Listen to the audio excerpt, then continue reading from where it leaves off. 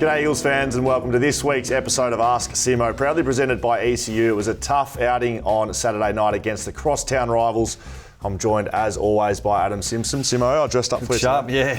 Mate. Yeah, thank you. Disappointing night, clearly. Yeah, it was. Yeah, absolutely no sugarcoating that game, and we started well. But after they obviously responded to a good start, we didn't respond ourselves, so we took a step backwards on the weekend.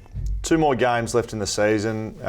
As coach, do you think about how you can rebound? It's been probably a good couple of weeks of footy leading into the derby, and you wouldn't be happy with how we played. You got 2 weeks to go. 2 big games. Yeah. Oh, look, obviously I think the first half against Carlton, the game on the weekend, but we've been seeing some growth, and albeit not with the wins. And then on the weekend, we didn't get a lot of positives from it. So other than it's really important how you respond, and with the team now we've got the Bulldogs and then we've got Adelaide.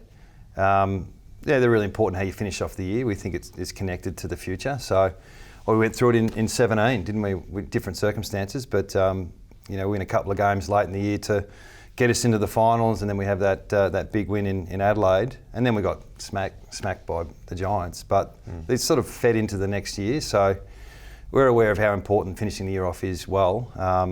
And it might not be winning, but it's effort, contest, consistency, all those things that our fans want to see.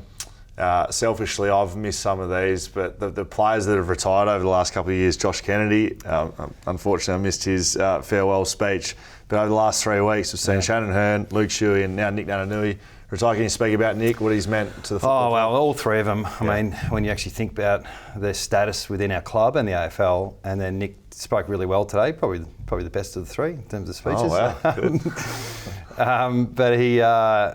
But his pathway to getting drafted is a special one that he doesn't talk about a lot, so he opened up briefly there. And his journey, obviously he hasn't won a premiership, but what he's given the club, reflecting on him as a footballer and his presence, but then off-field, he's probably impacted WA more than anyone in terms of his presence and what he does around the community. So, yeah, we're going to miss him, but I'm sure we'll see him still.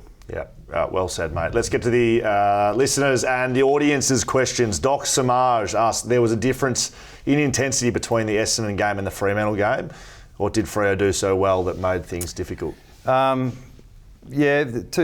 I suppose. One is our own intensity, so there's what the opposition brings and there's what you bring. So there didn't seem to be the resistance there when they elevated the pressure and the heat, and we fed into it a little bit. We started handballing backwards and retreating a little bit, whereas we've been training and trying to run at the game.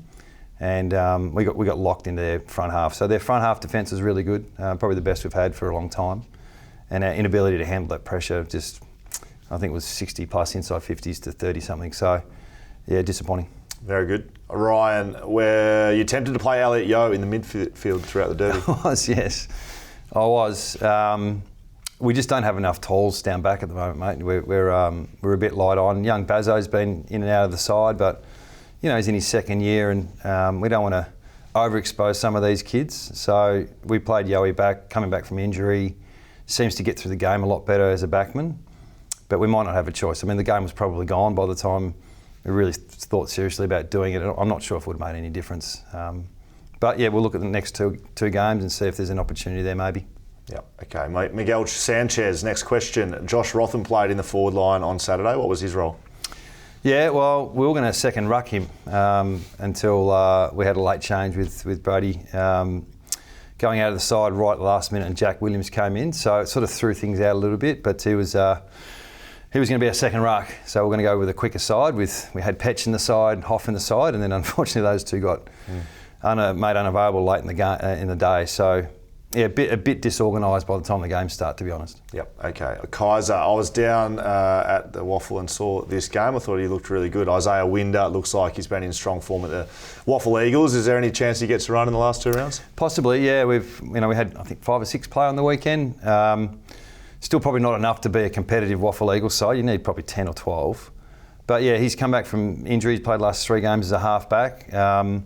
Got some young players playing there as well. Baker down back as well. So, yeah, some good signs. Albeit I think we got the last 5 goals we conceded late, but they had to go, the Waffle Eagles. Yeah, they did. I would agree with that. Dan Smith asked, one youngster we haven't seen much of is Kobe Bergiel. Can you tell us what sort of player he is and where you see him slotting into the side? He's a running halfback who's got good skill.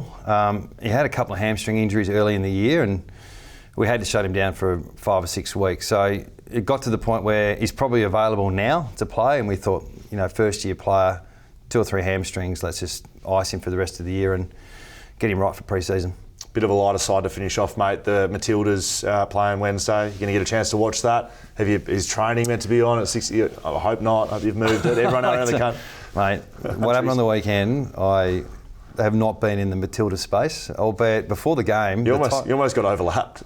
The timing was perfect, wasn't it? Yeah. So I didn't know whether it was going to be a distraction or not, but we were in the warm-up out in the Oval when that penalty was kicked, and then the Eagles song came on and we started. So it was a special night right up until the 15-minute mark. So I'll be watching on Wednesday night, that's for sure. That's good, mate. Thank you very much. That brings us to the end of this week's instalment of Ask Simmo. All thanks to ECU.